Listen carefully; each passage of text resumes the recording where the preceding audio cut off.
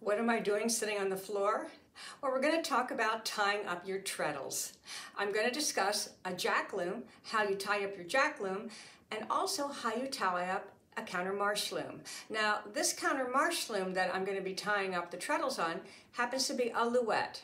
Now, this is a spring loom, and if you have a Delta or a Hollandia, both of those are also similar to this loom behind me. Now the loom, the jack loom I have is a shot loom. There are other jack looms out there, other companies. Many of the jack looms operate the same way.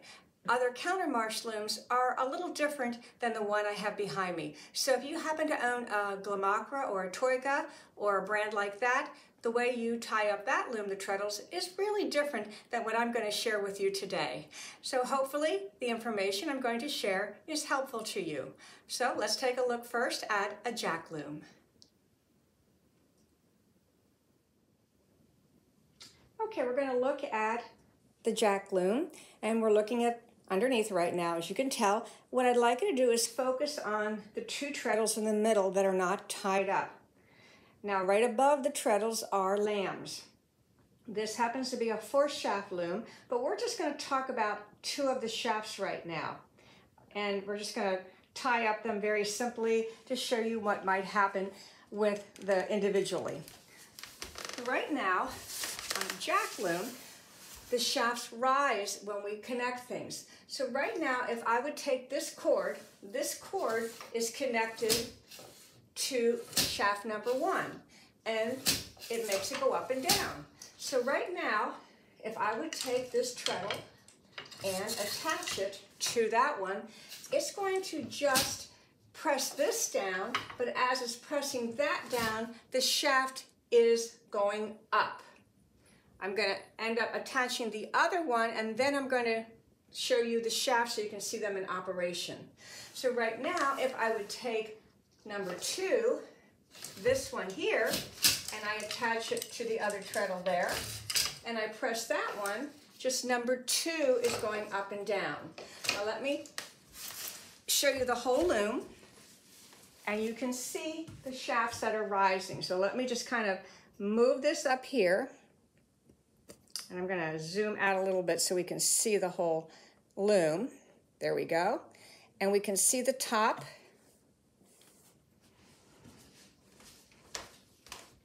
And if I press this one here, only the 1 is going up and down. Okay, just number 1 is going up and down. And if I press number 2, just 2 is going up and down. Now this happens to be already threaded for 4 shafts, so to make tabby, I'm going to attach on this one 1 and 3, so every other thread goes up. And on this one, it's going to be shaft 2 and 4, so every other shaft will go up. So I'll crawl back down under the loom, kind of have it partially set up now. Now that one is attached to 1 and 3, and the other one is 2 and 4. So again, a jack loom, things go up. So right now, these are the 2 that are going up, odd numbers, and over here, the 2 even numbers. Now we're not going to talk about all the other patterns. I just did a basic explaining that a jack loom lifts your shafts very much like a table loom does.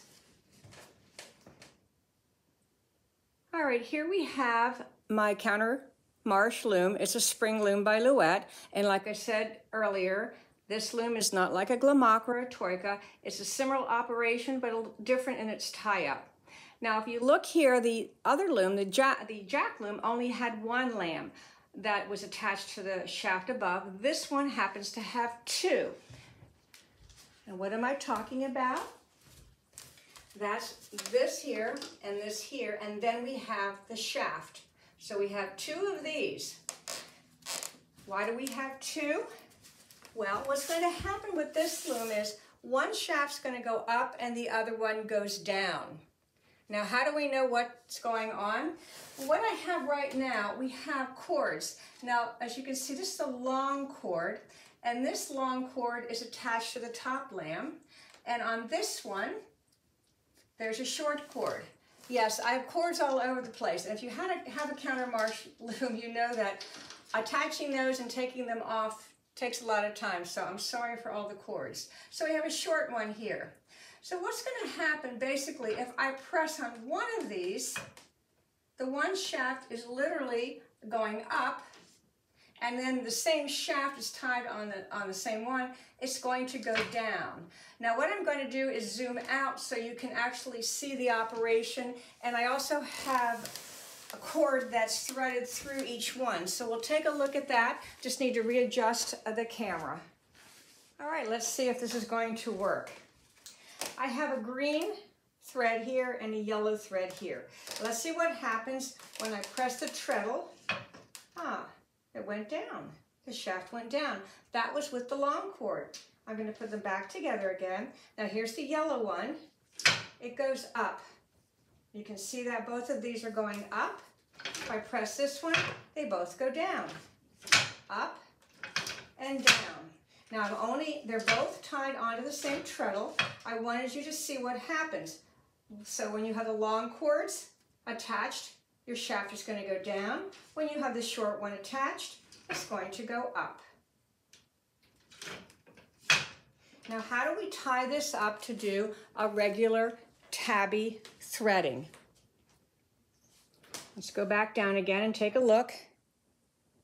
So right now we only have one attached. So what we need to do now, and get these out of the way. At the moment I have a long cord here, but I'm going to attach a short cord on number 2. And I'm going to do a long cord on number 2 here. And like I said, this happens to have a little machine screw flathead that you attach it to. So what we're going to do is have a tabby. What I'm going to be doing is pressing one and then the other so I can have a tabby.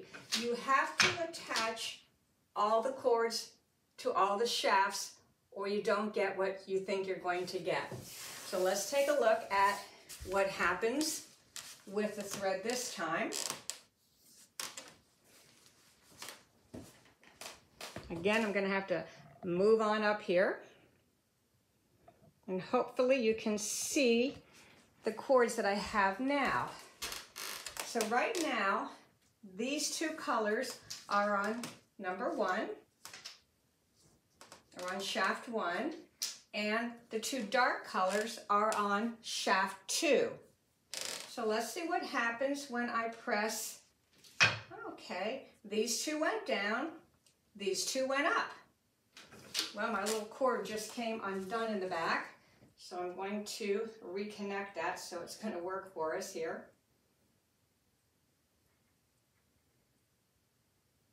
Just have a little loop back there. So now let's do that again. Here we have the left one right now. The two in the front are going down. The other colors are going up. And if I go the other way, the opposite.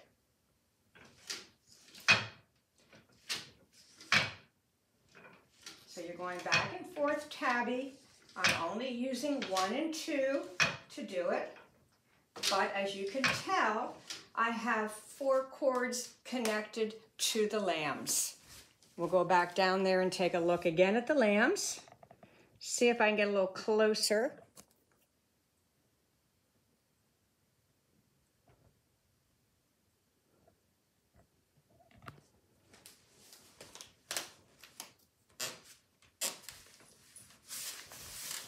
So again, right now, I have a long cord, short cord, and a long cord on 2. So I'm pressing the first one, and what's happening is the first shaft is going up with the long cord. I'm sorry, the first shaft is going down, and the back cord is going, and the short cord is going up. Press it here, and it's the opposite. Again, you must tie up all of those or you're not going to get the shed. For example, let's see what would happen if I disconnect one of these. I'm going to disconnect the first one and the second one here. Well, I'm going to get, well, this one's nothing's happening. It's just kind of stuck. Okay. because it needs that leverage to do one up and one down to make the action work. Sure, I can make one go up, but the other one, nothing's happening.